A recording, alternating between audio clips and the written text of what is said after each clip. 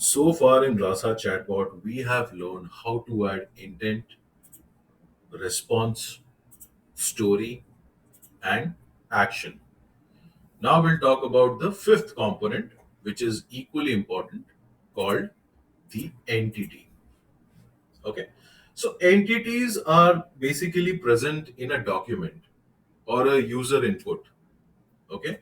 An entity means an information which can be somebody's name, a location, or an organization. So these kind of information are known as entities, and these are present in the document or the user input. Now we will learn how to extract these entities from the user input, or how to identify these entities from the user input. Let's consider an example. Let's say this is the chatbot, and as of now, we have added two intents. One is the introduction, where we are asking the chatbot to introduce itself, and we are also asking for the current time. Now, let's say I would like to ask for some study material. Okay, I would really like my chatbot to help me with some study material. Let's say I have two subjects. And I'll name this intent as study material. Let's say I have two subjects. One is Python and the other one is Java. And for both these subjects, I would like to ask for some study material. It can be interview questions or it can be some tutorial video. Okay. First of all, I'll put some examples here. So it can be like, help me prepare for Java interview. Okay. Help me prepare for Java interview. Find me some interview questions in Java. Okay. Now these two examples are actually asking for interview questions. We can also ask for some tutorial video. So it could be like, send me some tutorial video link for Java. Get me some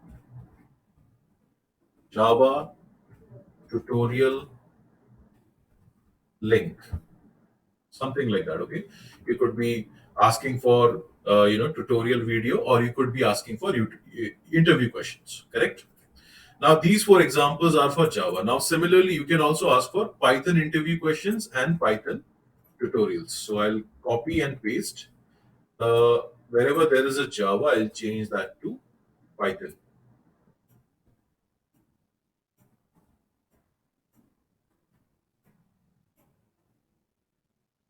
Okay.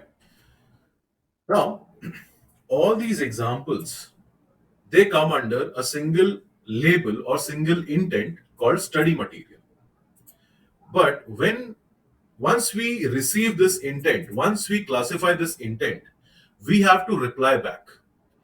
But before replying, we have to understand that we have to either send an interview question or a tutorial, which can be either for Java or for Python. And hence, it is really important that we extract these entities from the user message or from the user input. So these entities, they should be put in square brackets, and soon after that you have to mention the name of the entity. So name of this entity can be subject. So wherever I see Java, I'll convert it in this way. Okay. And similarly, wherever we see Python, which is another entity, we'll put that in square bracket, and that is also subject. So I'll change this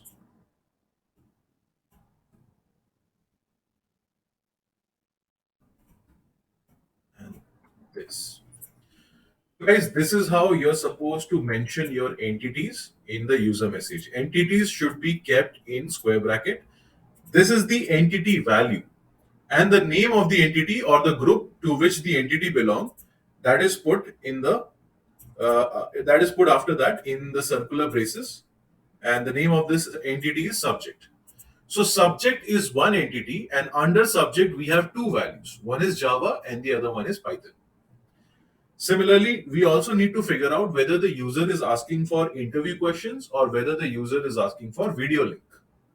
Okay. So I'll mark interview as another entity. Okay. And the name of this entity will be material. Okay. So the type of material. So I'll actually name this entity as material type.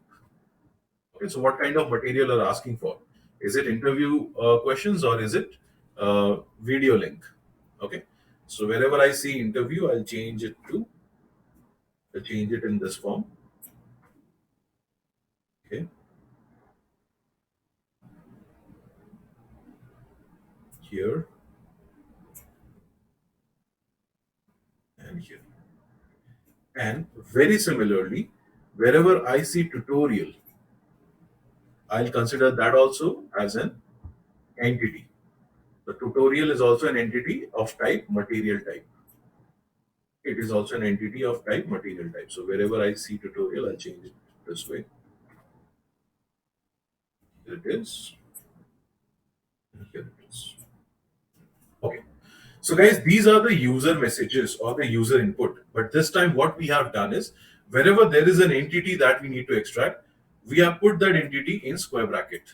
And along with that, we have put the entity type, okay, or the entity group in the circular braces.